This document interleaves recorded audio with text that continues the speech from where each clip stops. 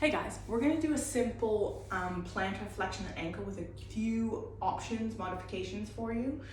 This is a way we can, if you're a bit really restricted in your plantar flexion, which is your flexion of your foot, straightening down here, that's plantar flexion. Dorsiflexion is this way. So we really want to have both. We want to have full ankle inversion, eversion, dorsiflexion, and plantar flexion. We'll often miss this is plantar flexion. So we're going to work on that, where we're going to have a blocked version. You can use a foam roller as well if you have one.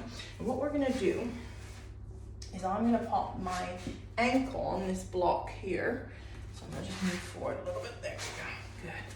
So it's full view. And then what we're going to do is we're going to have it at the angle where if that's too much, the further you go back, the more your ankle can come down. So whatever range that is, or come down, you can even use the edge of the table, and then we're just going to want to get some stretch, and then to get more stretch in load into the tissue, we're going to just sit down to whatever our ankle can handle. So I'm going to sit down into there. So I just feel a gentle stretch on the top of my foot there. For me, I would go a little bit more there. So now I'm feeling that load through that front of my ankle, right?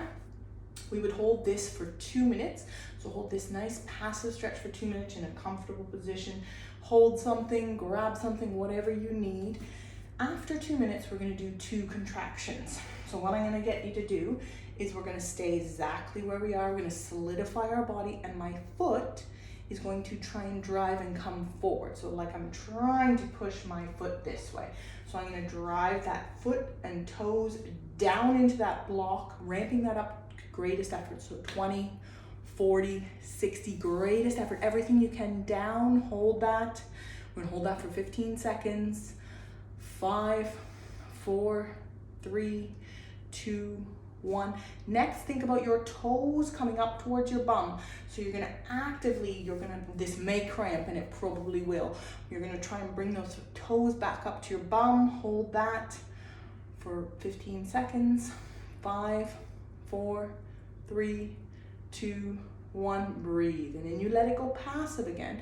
Now you find your new range. So that'll be, if you had a foam roller under here, you could just roll forward, or you just inch yourself a little bit forward or a little bit more load, trying to get a little bit more stretch to that plantar tissue.